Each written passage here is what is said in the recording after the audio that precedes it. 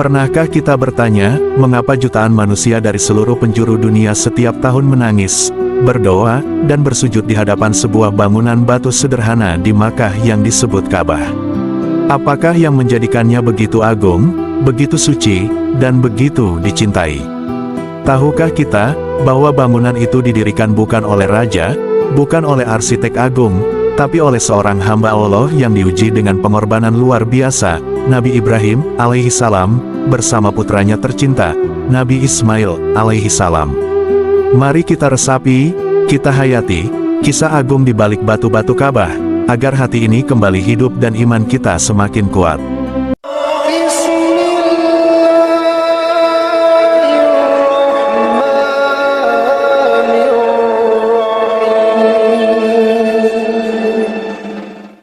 Di suatu malam yang tenang, langit bersih tanpa awan, Nabi Ibrahim, alaihi salam berdiri dalam keheningan.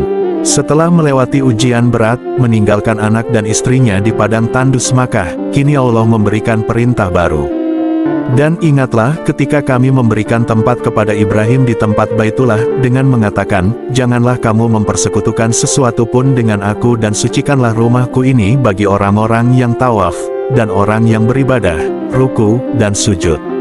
Quran Surat Al-Hajj 26. Hatinya bergetar, Allah memerintahkannya membangun rumah ibadah, tempat manusia akan menyembah Allah hingga akhir zaman. Dan siapa yang dipilih menjadi pendamping dalam tugas suci ini?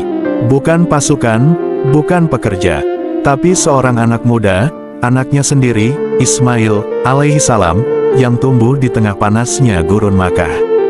Hari demi hari, batu demi batu, dua nabi itu membangun Ka'bah. Di bawah terik matahari, pasir menempel di wajah, peluh mengalir membasahi baju, tangan mereka luka memanggul bebatuan. Namun dari mulut keduanya, tak terdengar keluhan. Yang terdengar justru doa yang tak henti mereka panjatkan. Ya Tuhan kami, terimalah dari kami amalan ini. Sesungguhnya Engkaulah yang maha mendengar lagi maha mengetahui. Quran Surat Al-Baqarah 127. Subhanallah, bayangkan dua nabi, dua kekasih Allah, membangun rumah Allah dengan penuh cinta, takwa, dan ketundukan. Ka'bah bukan sekadar bangunan, ia adalah simbol ketaatan tanpa batas. Ketika pembangunan hampir selesai, Nabi Ibrahim mencari batu khusus untuk diletakkan di sudut Ka'bah. Nabi Ismail pun pergi mencarinya. Namun saat kembali, ia mendapati sebuah batu hitam telah berada di tempatnya. Batu itu bukan sembarang batu, itulah Hajar Aswad, batu dari surga yang kini menjadi bagian dari Ka'bah. Dan sejak saat itulah, Hajar Aswad menjadi jejak sejarah surga di bumi, yang hingga kini dicium oleh jutaan jamaah haji sebagai tanda cinta dan sunnah Rasulullah. Setelah Ka'bah selesai dibangun, Allah memerintahkan Nabi Ibrahim melakukan satu tugas terakhir. Dan serulah manusia untuk mengerjakan haji, niscaya mereka akan datang kepadamu dengan berjalan kaki dan mengendarai unta yang kurus, mereka datang dari segenap penjuru yang jauh. Quran Surat Al-Hajj 27. Nabi Ibrahim pun naik ke sebuah bukit, lalu menyerukan, wahai manusia, Allah telah membangun rumah ini, maka berhajilah kalian. Suara itu dikirim oleh Allah ke seluruh pelosok dunia, hingga ruh-ruh manusia yang belum lahir pun mendengarnya. Dan barang siapa yang menjawab seruan itu, maka suatu hari, ia akan melangkahkan kaki ke Baitullah. Saudaraku, apa yang bisa kita pelajari dari kisah ini? 1. Ketaatan tanpa syarat. Nabi Ibrahim tidak bertanya mengapa atau bagaimana. Ia hanya taat. 2. Peran keluarga dalam ibadah. Ismail bukan hanya anak, tapi rekan dakwah, pendamping ibadah. Mari kita ajak keluarga kita mencintai rumah Allah. 3. Keikhlasan dan doa. Bangunan Ka'bah bukan dibangun dengan kekuatan, tapi dengan doa dan air mata cinta kepada Allah.